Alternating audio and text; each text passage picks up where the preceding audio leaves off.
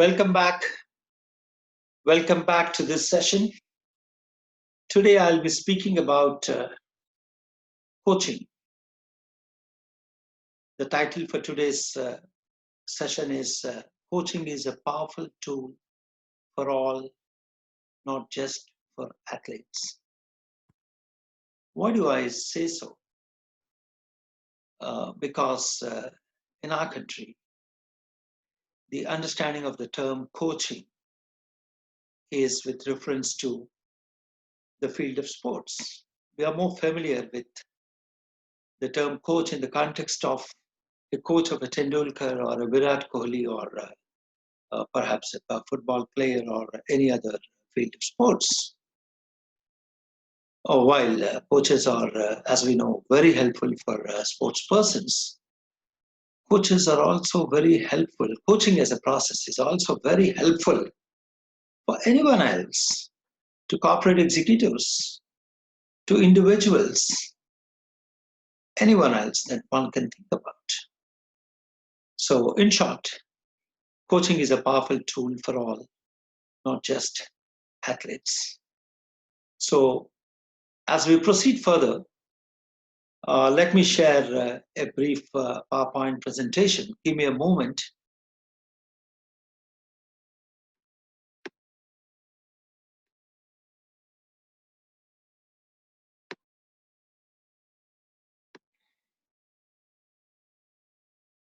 Okay, there goes the title. What is coaching?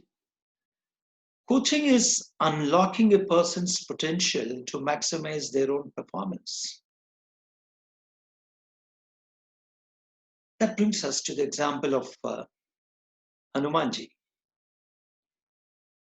As they say, Hanumanji needed someone to remind him of his immense powers.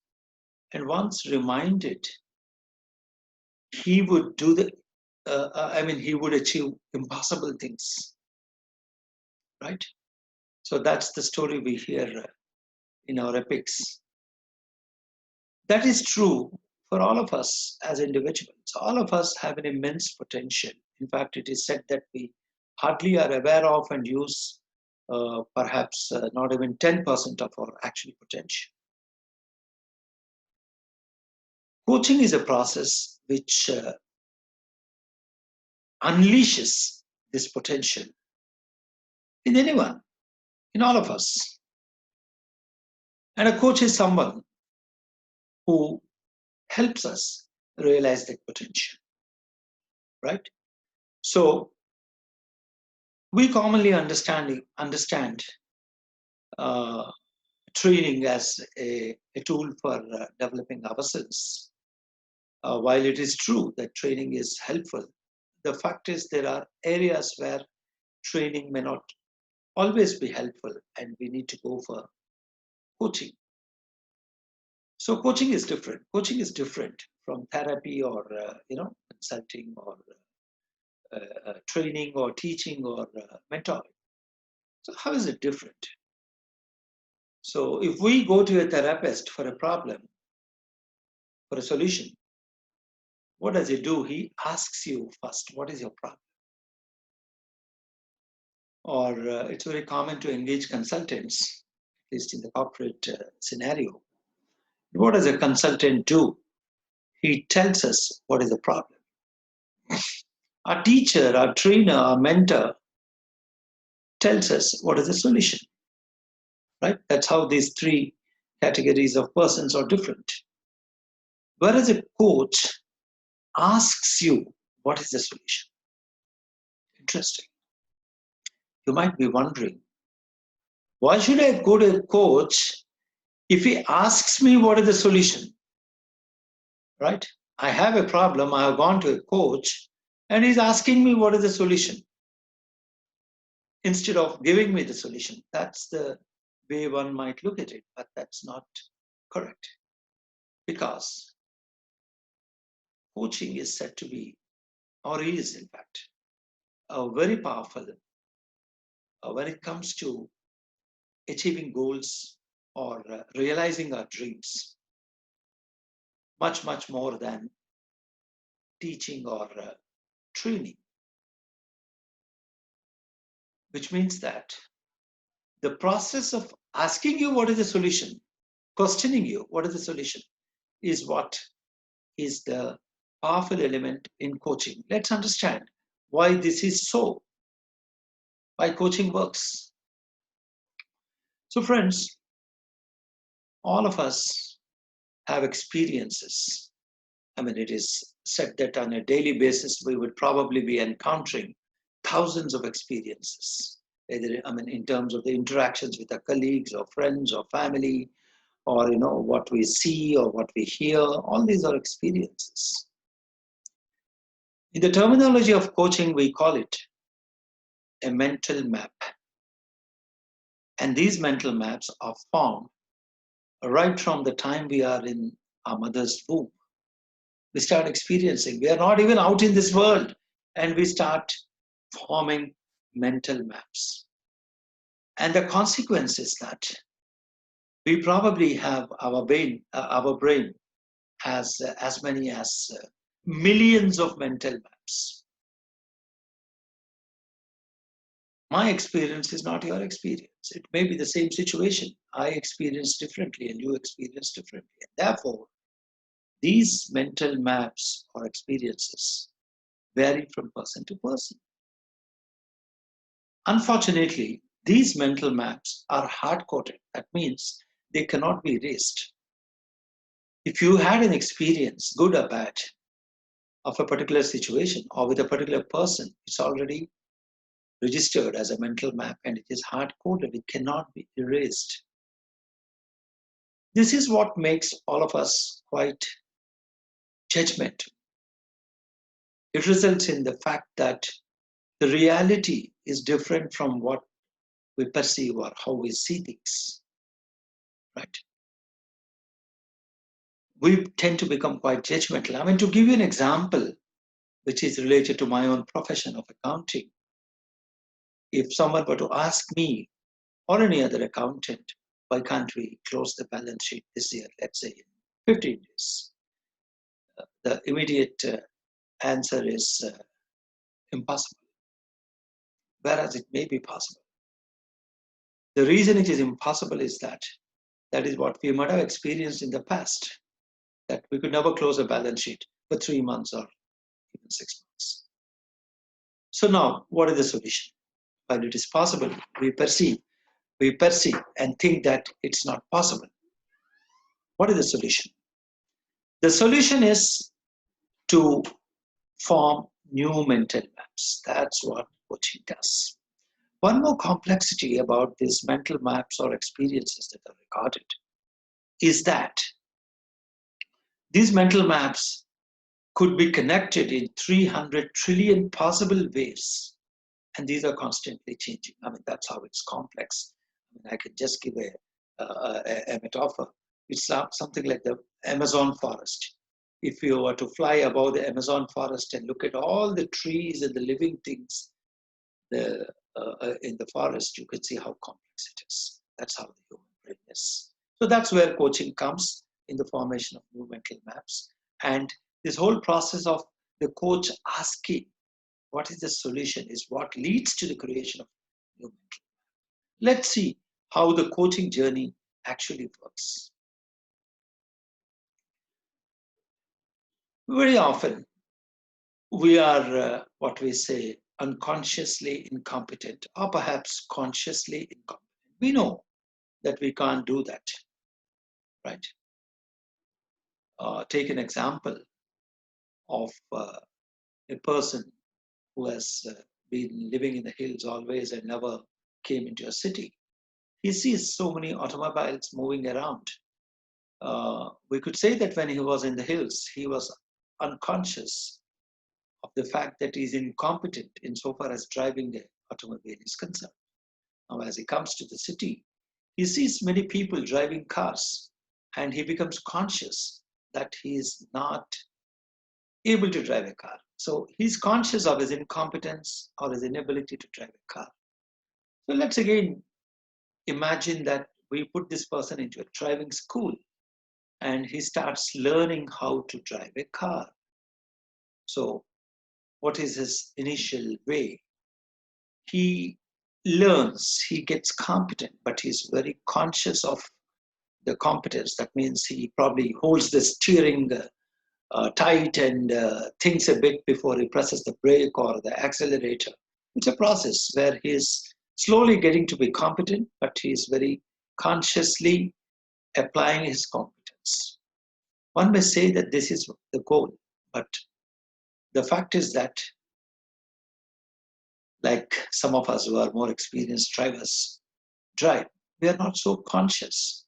We we are we have reached a stage where, because of experience or or practice, we have reached a stage we are unconsciously competent. Right? We are unconsciously competent. We don't think when we are driving, shall I press the brake or shall I accelerate the car? We do it automatically. So what has happened is basically a new habit has been formed. Now, the coaching journey is basically moving the coachee from a stage of incompetence, unconscious or conscious incompetence, onto a conscious competence. That's the coaching journey, right?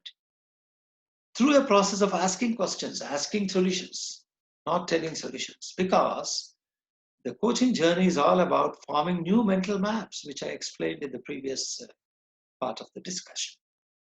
Okay. Now, a coach is a wonderful guy. He is all in one. A coach is your manager. A coach is your trainer. A coach is your cheerleader. A coach is your mentor. Why? Why do I say that he's an all-in-one? He's your manager. Because a coach helps you in the process of determining what are your goals. And once your goals are determined, he helps you to decide or determine what strategies are you going to pursue to achieve your goals. And strategies are not enough unless you action them. He helps you to determine your action plans. And not just making action plans, he, in the coaching process, helps you to monitor, review whether the action plans are being implemented or not. Right? That's how he plays the role of a manager. He's also a trainer. Imagine your gym trainer. What does he do? Why only 10 times the pull-ups or whatever you do? Why not 20 times? Why not 30 times? He stretches you. That's the role which your coach plays, as your gym trainer would do in physical exercise. A coach is your cheerleader. He encourages you. He motivates you. Right? He reinforces positivity in your mind. And of course, he's a mentor. Where you're falling short in terms of understanding anything, the coach also pitches in to help you know or understand it. So he's a mentor. So a coach is an all-in-one.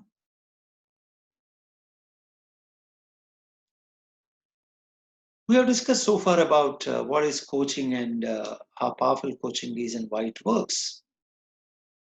Coaching, in the least, leads to incremental improvements. The very journey ensures that there is a certain amount of benefit that every coachee obtains from the coaching process. That is the least. It changes, it reshapes our patterns of thinking, how we think, how we look at things. I've already said the brain is having millions of mental maps, and which lead to the reality being different from our perception of what it is. So somewhere we have to bridge this gap. This is where coaching comes. It leads to reshaping patterns of thinking. And coaching is transformational. It transforms you completely.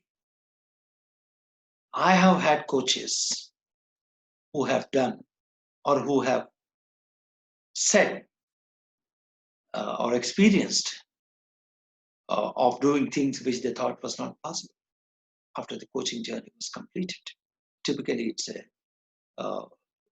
one session per week or 10 to 12 sessions spread over 2-3 months, right? So it can lead to transformational uh, results, and of course, in the least, incremental improvements. So friends, coaching is of different uh, formats, and it could be applied in different areas. It could relate to life coaching. Sometimes we have life problems. We're confused. There are dilemmas. We don't know what to do. Coaching helps resolve all those life dilemmas, or they could be life goals. I want to be a musician. I want to sing, right? So coaching helps. Could be business coaching. When we talk about business coaching, how do we start and grow our business? Executive coaching makes us better managers. Relationship coaching, this is of course more common in the Western countries, where there are relationships issues. Before the couple decide to divorce, they would go for something called relationship coaching, right? Team building, leadership coaching. If you take leadership coaching, you will become better leaders. Employee coaching at the workplace, diversity coaching in a globalized world. We work with people of different nationalities, and handling that diversity is a challenge. So coaching also helps in what we call handling diversity. Now, all these are different formats of coaching, different areas of coaching, but the fundamental principle remains the same. What does the coach do? The coach asks you, what is the solution? And why does he do so? Because he wants you to think. If the coach tells you the solution, well, the power of coaching is lost, because your mental maps are different, my mental maps are different. What I perceive as a solution is not the solution in your case. So that's, of course, again, briefly going back to why coaching. Friends, the International Coach Federation has done a research and has found that 99% of companies or individuals who have had a professional coaching are satisfied with the overall experience. I already said, in the least, it gives you an incremental benefit. At the most, it transforms you completely. And 96% said that we will repeat the process. Coaching, like yoga, is not something which you do once in a lifetime. Yes, it may be all right for a particular goal, but life is a journey. As we travel, uh, we keep finding or wishing to work on newer goals. So 96% of the people who have experienced coaching said that they would repeat the process. So that's some empirical proof that coaching is extremely helpful. So friends, I'll be happy to be of assistance to you. If you do think that you have a dilemma which you would like to be resolved, or you have a goal on which you want to work, I am the founder and consultant of RSR Murthy and Associates, which works in different spheres, one of which is, of course, executive and business coaching. Of course, I'm also a management consultant and a chartered accountant. So please do reach out to me. I have given you my number there, or let me say it again. My contact number is 98204 84445. Say it again, 98204 84445. I will be happy to take a trial session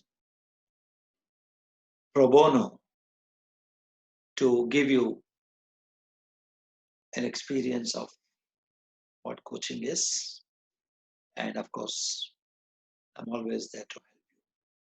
Thank you very much for being a part of this session. I wish you all the best. Good luck.